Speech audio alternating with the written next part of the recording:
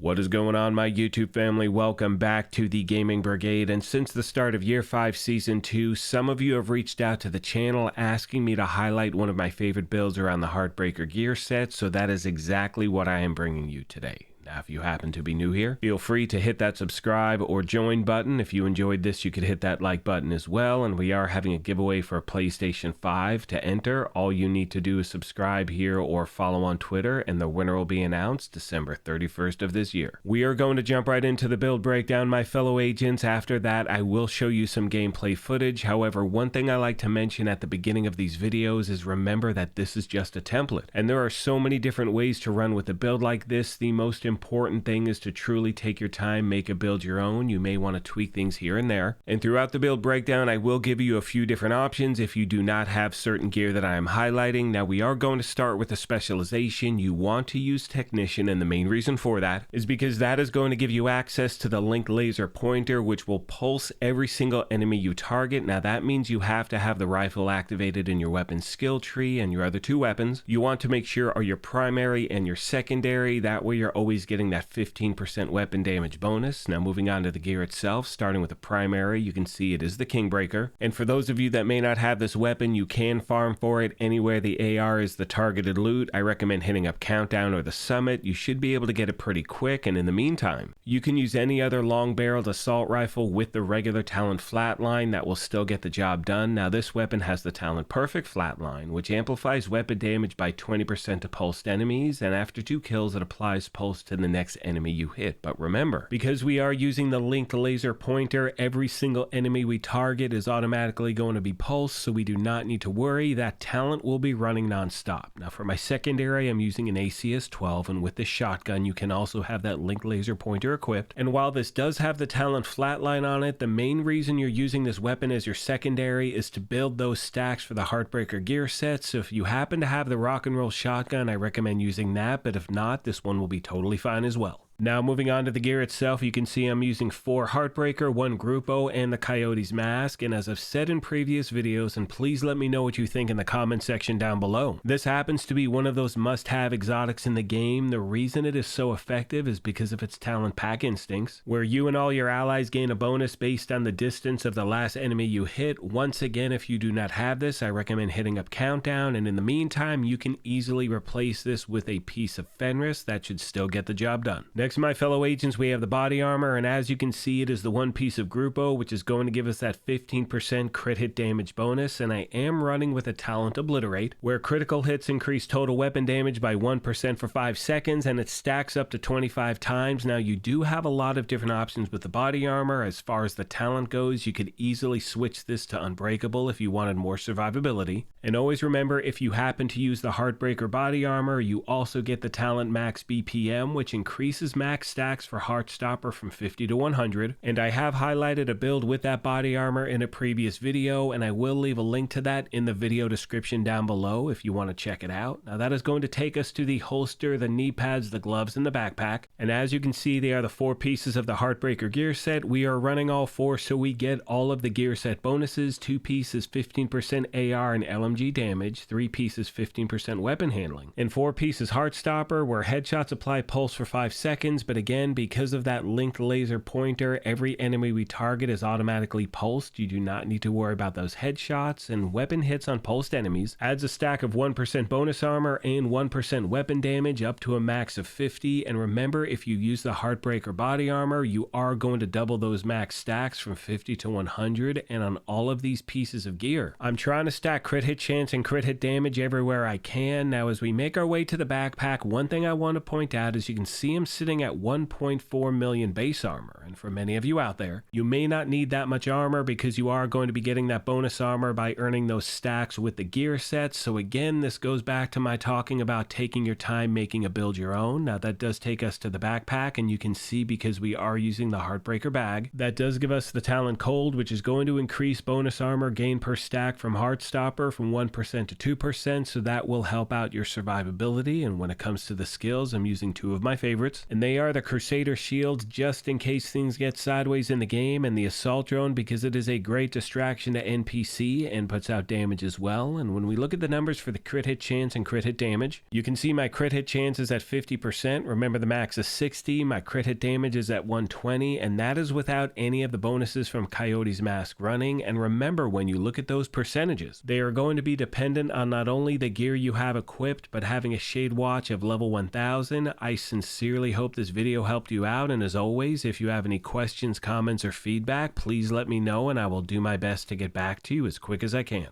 Most of you know by now that one of my favorite aspects about putting these build videos together is the family that we have here at the channel, so if you happen to have any tips or tricks you want to pass along to new and returning players, please let me know, as the main goal is to help out as many people as we can. On that note, I'm going to leave you with some gameplay footage. I want to thank you all for your amazing support of this channel, and as I mention at the end of every one of these, if you happen to be new here, feel free to hit that subscribe or join button. If you enjoyed this, you could hit that like button as well, but most importantly, take care of yourselves, be kind to each other, and we will talk to you soon.